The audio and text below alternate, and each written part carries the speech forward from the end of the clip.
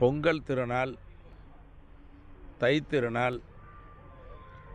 இந்த பொங்கல் திருநாள் நம்முடைய பாரம்பரியம் போற்றும் பண்பாட்டு திருவிழா,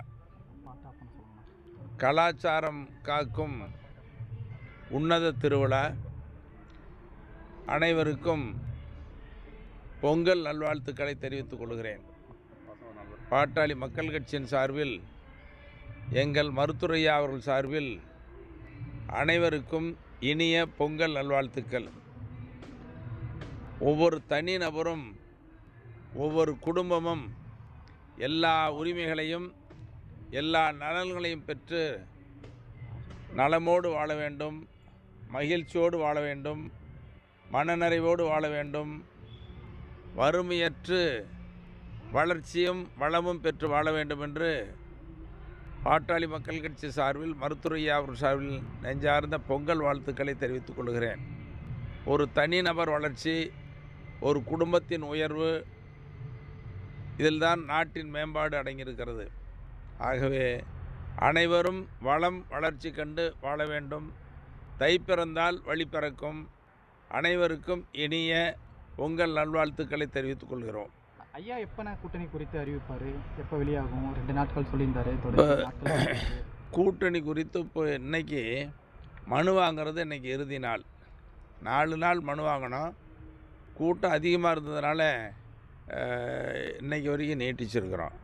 இது மனு வாங்கிய பிறகு முக்கிய நிர்வாகிகளோடு கலந்து ஆலோசித்து, நாளைக்கு பொங்கல், தை பிறகுது.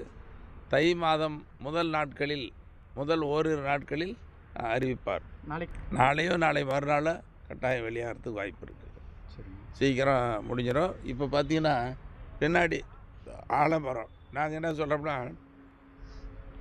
ஐயாவே ஆணிவேர் இல்லை, ஐயாதான் ஆணிவேர், ஐயாவே ஆலமரம், எல்லா புகழும் மருத்துவர் ஐயாவுக்கு அப்படின்னு சொல்கிறோம். ஏற்கனவே தருமபுரியில் ஐயா தான் ஆணிவேருங்கிறத அங்கே நிரூபித்து காட்டினோம். சேலத்தில் ஐயாவே ஆலமரம்னு சொன்னோம். இப்போ பொங்கல் விழாவில் பாருங்கள், ஆலமரத்தை வச்சு ஐயா தான் எல்லாத்துக்கும் காரணம். அதனால் ஐயாவே ஆலமரம் என்ற அடிப்படையில் பொங்கல் ஐயாவை மையப்படுத்தி தான் பொங்கல் வைக்கிறோம். ஆலமரம் செஞ்சு வச்சுருக்குறோம். கீழே பொங்கல் வைக்க போகிறோம். நீங்கள் பொங்கல் வச்சு படைச்சி கலை நிகழ்ச்சிகள்லாம் இருக்குது. நம்முடைய பண்பாட்டை போற்றுகிற, கலாச்சாரத்தை காக்கிற கலை நிகழ்ச்சியெல்லாம் நடத்த போகிறோம். ஏன் நேற்று கூட திருமாவளவன் செய்தியாளர் சந்திப்பில் பாமக பாஜக கூட கூட்டணி சொல்ல மாட்டோம் சொல்லியிருக்காரு.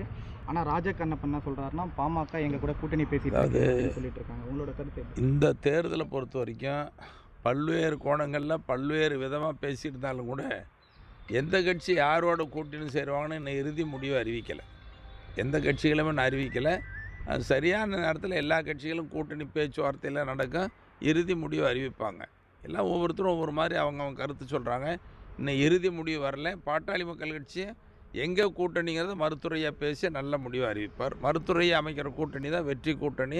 அந்த கூட்டணி தான் ஆட்சியில் அமரும்.